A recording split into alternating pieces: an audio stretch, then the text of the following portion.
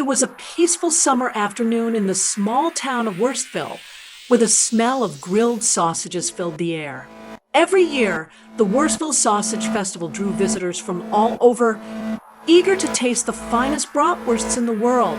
But this year, something strange was simmering on the grill, something no one could have anticipated. At the heart of the festival, the town's master butcher, Old Hans, stood proudly behind his booth. His secret bratwurst recipe was famous far and wide, said to contain a special blend of herbs and spices passed down through generations. But this year, Hans had added something new, a mysterious spice he had found in a forgotten corner of his basement. The label on the jar was smudged, but Hans thought nothing of it as he mixed the spice into the meat. The bratwurst sizzled and popped as they cooked, sending mouth-watering scents across the festival grounds. People lined up to get a taste, unaware of the sinister force that was about to be unleashed. Just as the first batch of bratwursts hit the plates, strange things began to happen. The sausages, still steaming, started to wiggle. At first, people thought it was a trick of the light, but then one bratwurst rolled off a plate and landed on the ground, bouncing like a rubber ball. A woman screamed as another bratwurst leaped from the grill, twisting and writhing like a snake. Old Hans froze, spatula in hand, as more bratwursts began to move on their own. They grew larger, their skins splitting as sharp teeth emerged from their sizzling casings. The crowd scattered in panic as the once delicious sausages transformed into snarling, sausage-shaped beasts.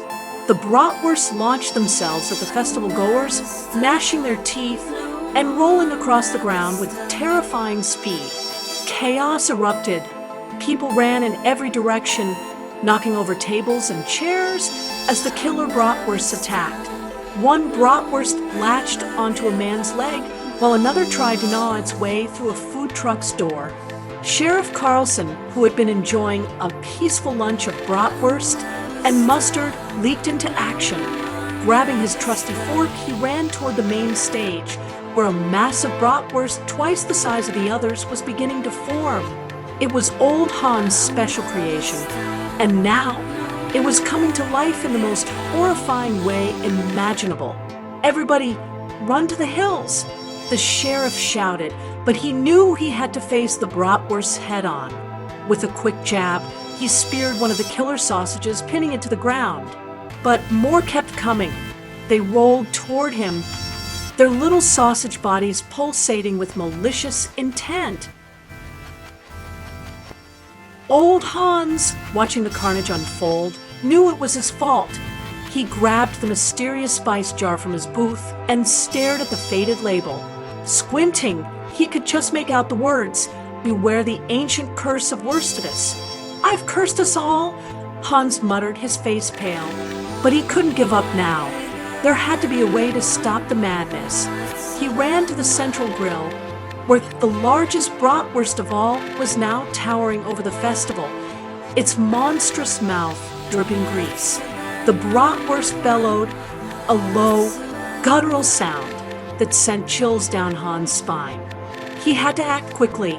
Grabbing a bottle of mustard and the biggest fork he could find, Hans faced the giant bratwurst. "I made you," he shouted, "and now I will unmake you."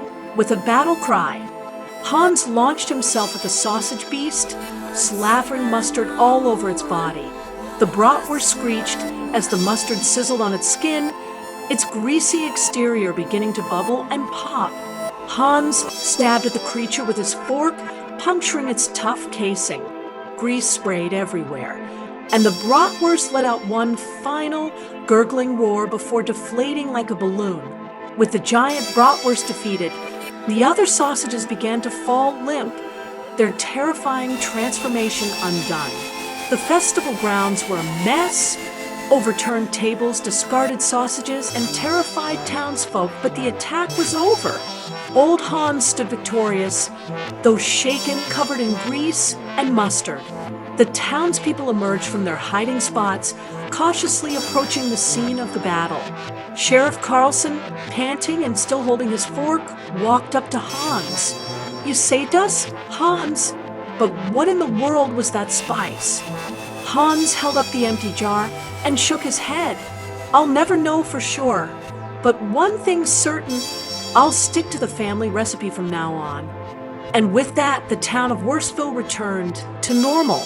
But every year after that, whenever the festival rolled around, the people couldn't help but glance nervously at the grills, wondering if the bratwurst would stay on the plates, or if they had other plans.